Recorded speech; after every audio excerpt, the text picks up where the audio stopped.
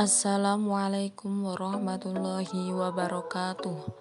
Kami dari kelompok 9 mata kuliah Politik dan Kebijakan Publik akan mempresentasikan hasil diskusi kami mengenai implementasi zonasi sekolah pada lembaga pendidikan Islam.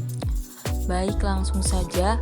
Pembahasan pertama yaitu implementasi kebijakan sistem zonasi penerimaan peserta didik baru jenjang SMP di Kabupaten Gresik. Menurut Ali Imron, implementasi kebijakan adalah aktualisasi kebijakan pendidikan secara konkret di lapangan. Implementasi kebijakan harus dilakukan karena masalah-masalah yang dirumuskan dalam perumusan kebijakan menuntut pemecahan masalah melalui tindakan. Akan diketahui secara jelas melalui implementasi apakah suatu rumusan alternatif pemecahan masalah benar-benar sesuai dengan masalahnya atau tidak. Melalui implementasi juga apakah setelah diterapkannya alternatif pemecahan masalah akan menimbulkan masalah baru atau tidak. Sistem zonasi merupakan suatu kebijakan yang dibuat oleh pemerintah dalam bidang pendidikan sebagai alternatif dalam pemerataan kualitas pendidikan. Menurut Kuwait, dalam proses implementasi kebijakan yang ideal akan terjadi interaksi dan reaksi dari organisasi yang mengimplementasikan, kelompok sasaran, dan faktor lingkungan yang mengakibatkan munculnya tekanan dan diikuti dengan tindakan tawar-menawar atau transaksi. Melalui transaksi tersebut diperoleh umpan balik yang digunakan sebagai masukan dalam perumusan kebijakan selanjutnya. Yang kedua adalah implementasi Permendikbud nomor 14 tahun 2018 tentang penerimaan peserta didik baru berbasis sistem zonasi pada tingkat madrasah ibtidaiyah atau sekolah dasar di Kecamatan Jombang, Mujianto Solehin. PPBD tidak menggunakan sistem zonasi. Namun terdapat pada poin tata cara seleksi di bagian kedua bahwa mempertimbangkan jarak tempat tinggal ke sekolah, namun dalam pedoman tidak menekankan kriteria tentang penerimaan peserta didik lebih detail atau tidak menggunakan seleksi poin. Dalam implementasinya di madrasah berjalan dengan kurang maksimal dan dilakukan dengan seadanya. Hal ini dikarenakan adanya sistem dalam pendidikan madrasah yang mempunyai konsep menerima siswa yang ingin mencari ilmu. Dalam wawancara Kementerian Agama Kabupaten Jombang menjelaskan dalam pendidikan madrasah ibtidaiyah lebih tidak mementingkan adanya sistem zonasi, meskipun dalam petunjuk teknis tetap adanya mempertimbangkan jarak tempat tinggal ke madrasah. Dalam pendidikan MI lebih mengutamakan menerima segala murid yang ingin belajar, karena pada dasarnya agama tidak melarang adanya peraturan melarang seseorang untuk belajar, namun tetap menyesuaikan daya tampung dan kriteria yang ada dalam petunjuk teknis. Materi selanjutnya yaitu kelebihan dan kekurangan dari sistem zonasi. Kelebihan dari sistem zonasi yang pertama yaitu menghapus stigma sekolah favorit. Sebelum diberlakukan sistem zonasi, itu dulu pasti sering mendengar bahwa sekolah favorit itu sekolah yang selalu diincar oleh banyak calon siswa dari berbagai kalangan daerah. Dengan adanya sistem zonasi ini, semua sekolah itu bisa mendapat status yang sama tanpa dibeda-bedakan lagi. Kelebihan yang kedua yaitu mendekatkan lingkungan sekolah dengan lingkungan keluarga.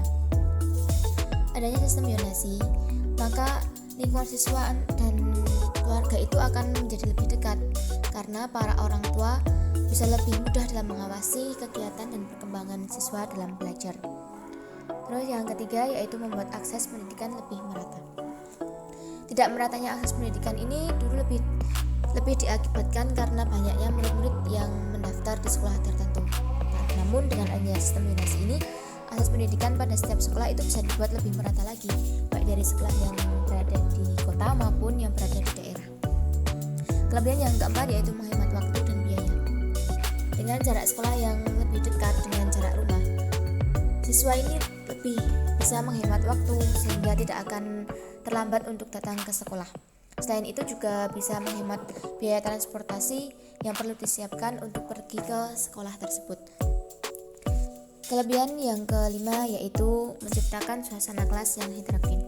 Nah, maksudnya di sini yaitu adanya sistem zonasi ini menjadikan bahwa sekolah yang berstatus favorit untuk anak-anak yang pintar hanya terkumpul dalam satu sekolah saja. Namun sistem zonasi mengubah pandangan bahwa anak-anak yang pintar itu akan lebih bisa berkumpul dengan anak-anak yang kurang dengan suasana yang berbeda.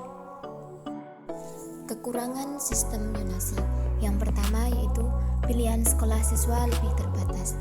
Sebelum adanya sistem zonasi ini, siswa lebih bebas menentukan pilihan sekolah yang ingin didaftarkannya. Namun setelah diberlakukan sistem zonasi ini, pilihan sekolah hanya lebih terbatas pada sekolah-sekolah yang ada dalam jarak tertentu saja. Yang kedua yaitu membuat siswa tidak semangat belajar. Nah, dengan sistem zonasi ini, jarak sekolah dan rumah menjadi salah satu faktor yang menentukan seorang siswa diterima atau tidak. Ini bisa mengurangi semangat belajar siswa yang diterima di sekolah tersebut. Kekurangan yang ketiga yaitu ruang lingkup yang terbatas. Jika siswa bersekolah jauh dari tempat tinggalnya, ia bisa mendapatkan lingkungan baru dan teman-teman baru. Sementara dengan sistem zonasi, siswa kemungkinan hanya akan memiliki ruang lingkup dan pertemanan terbatas hanya itu-itu saja. Kekurangan yang keempat yaitu sistem yang masih mudah dimanipulasi. Seperti yang diketahui bahwa sistem zonasi itu masih cukup lemah dan rentan dilakukan manipulasi. Misalnya nih, orang-orang yang memalsukan alamat domisili agar bisa masuk ke sekolah tertentu, ini akan merugikan banyak pihak. Kekurangan yang kelima yaitu fasilitas pendidikan yang belum merata. Sistem zonasi juga dianggap merugikan karena fasilitas pendidikan yang belum merata. Misalnya, seorang siswa yang memiliki kecerdasan tinggi namun tidak bisa mengembangkan wawasannya secara optimal karena harus sekolah di dekat rumahnya yang tidak memiliki fasilitas lengkap. Padahal, jika ia memilih dengan bebas sekolah yang ia inginkan dan memiliki fasilitas yang lengkap, pasti ia bisa mengembangkan prestasinya dengan lebih baik. Nah, selain memiliki kekurangan dan kelebihan, ternyata sistem zonasi juga memiliki dampak baik dari lembaga pendidikannya sendiri maupun bagi wali murid. Dampak itu bisa dampak positif dan juga dampak negatif. Dampak positif dari adanya sistem zonasi ini yaitu yang pertama, sekolah tidak terlalu sulit untuk mencari peserta didik baru. Jadi adanya sistem zonasi ini memudahkan dalam pencarian peserta didik baru bagi sekolah. Dampak yang kedua yaitu bagi lembaga pendidikan itu dapat membantu kesempatan pemerataan mutu masing-masing sekolah. Adanya sistem zonasi ini juga dapat membantu lembaga pendidikan dalam pemerataan mutu masing-masing dari sekolah tersebut. Terus yang ketiga yaitu anak yang dalam satu wilayah desa terdekat akan tertampung dalam sekolah dalam kawasannya. Nah, adanya sistem zonasi ini juga berdampak bahwa anak yang ada dalam satu wilayah itu akan tertampung di sekolah yang dekat, sekolah yang mungkin diinginkan juga. Terus dampak bagi wali muridnya itu anak yang memiliki nilai terendah dan tidak khawatir akan tidak diterima oleh sekolah dan tidak terlalu repot untuk memilih sekolah. Nah, anak yang memiliki nilai terendah pun akan masuk di sekolah yang berada di dekat kawasannya itu. Itu merupakan beberapa dampak positif dari sistem zonasi. Namun adanya dampak positif pun tidak menghilangkan bahwa sistem zonasi juga akan berdampak pada dampak negatif. Di mana dampak negatif dari sistem zonasi ini yang pertama yaitu sekolah tidak terlalu diuntungkan karena seluruh siswa yang berdomisili di sekitar diterima tanpa adanya seleksi, sehingga sekolah yang merasa terbebani dengan siswa yang kurang mampu tersebut. Adanya sistem zonasi ini tidak terlalu menguntungkan bagi sekolah karena tidak semua peserta didik yang ada di kawasannya itu dapat diterima oleh sekolah tersebut. Yang kedua, bagi orang tua, yaitu anaknya yang memiliki prestasi yang tinggi tidak dapat memilih sekolah yang diinginkan. Nah, bagi anaknya yang memiliki prestasi yang tinggi itu harus sekolah yang ada di dekatnya, tidak bisa memilih sekolah yang diinginkan.